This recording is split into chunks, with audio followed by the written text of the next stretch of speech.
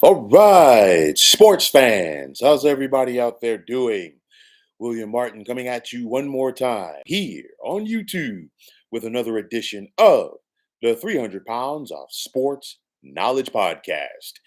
If there were ever a professional sports franchise that cannot get out of its own way, then the Cincinnati Bengals might take the cake. Now, last year, we saw the Bengals finish the season on a 5 game winning streak, but it wasn't enough for them to get to the postseason as they were doomed by their 1-4 start. Now, yes, so far this offseason, the Bengals gave Pro Bowl wide receiver Jamar Chase the much needed contract extension that he deserved. But also this offseason, Cincinnati parted with longtime defensive coordinator Lou Anarumo, while also releasing veteran linebacker Jermaine Pratt, not hammering out the contract extension for Pro Bowl defensive end Trey Hendrickson, who, of course, is not reporting the training camp. And the other side of that has been the Bengals' inability to get a contract done with first round pick Shemar Stewart, who left rookie minicamp earlier this season, or earlier this summer, rather, and of course has not been back ever since. And I know in the case of Shamar Stewart, there's more to it than just dollars and cents. Okay. And there's probably going to be some more truth to everything coming out at some point. But nonetheless, the Cincinnati Bengals are the only NFL franchise that is yet to sign their first round pick. And of course, the rookie pay scale was supposed to fix a lot of this because, there was once upon a time in the National Football League where it was almost a given where first round picks didn't report to training camp on time. And now all of a sudden with the Bengals, granted, I know that it's more than just money as far as getting this deal hammered out. But still, it's just a bad look for the Cincinnati Bengals not being able to get that done.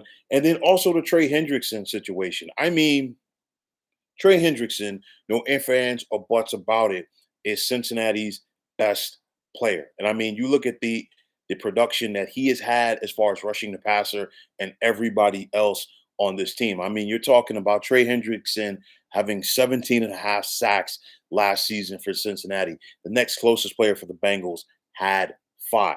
Okay. And in just 4 years with Cincinnati already, Hendrickson has 57 sacks, which is already the sixth most in franchise history. You're talking about 17 and a half sacks in each of the last 2 years. Okay. So we're talking about 35 sacks.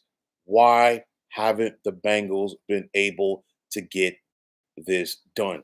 It's one of those where at the end of the day, it just falls into the lap of Mike Brown. Okay. And you look at the Bengals franchise on Mike Brown's watch, periodically, Cincinnati will put it all together and become a playoff team and make a run. But I feel like they do that, or they're able to do that in spite of Mike Brown.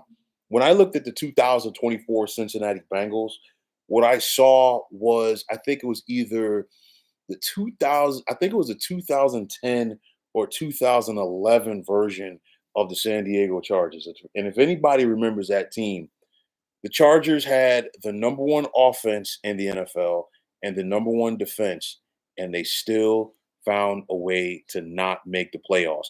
I mean, we're talking about it with the Bengals last season, just to give you an idea of the ineptitude with the organization. Joe Burrow threw for nearly 5,000 yards, 43 touchdowns.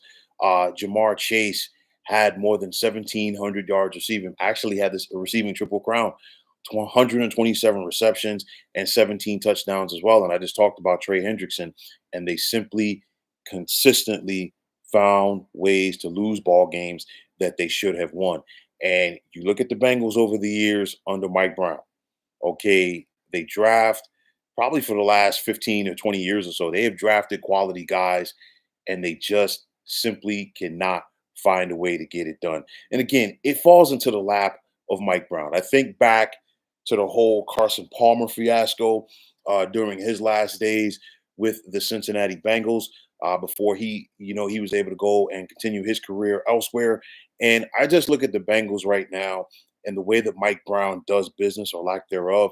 They're just going to waste the prime years of Joe Burrow, kind of like the way that they wasted a lot of the prime years of Carson Palmer. It's just the Bengals flat out, they're just a franchise that cannot get out of their own way. I simply feel this Trey Hendrickson thing should have been a cut and dry situation. He should have been taken care of. It should not have gotten to this point because now, as training camps are starting around the NFL, this is going to be a distraction. Will Trey Hendrickson get signed? Absolutely. He's going to get signed, I do believe, hopefully sooner rather than later.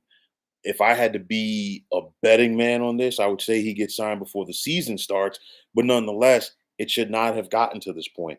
It should not have gotten to this point with Shemar Stewart either. And again, like I said before, it's more than just dollars and cents with the whole Shemar Stewart situation. But nonetheless, you're the only NFL team that has not signed your first round pick, and training camps are here. If it was not the Cincinnati Bengals, maybe I'd be surprised. But for all of the talent that this team has on their roster and all of the talent that the Bengals have had on this roster for the past several years, they simply cannot get out of their own way. That's the best way to say it. Hopefully, these contract situations are taken care of for Cincinnati sooner rather than later, so that all parties involved for this franchise can start focusing and getting prepped for the upcoming 2025 season. But like I said before, it simply should not have gotten to this point.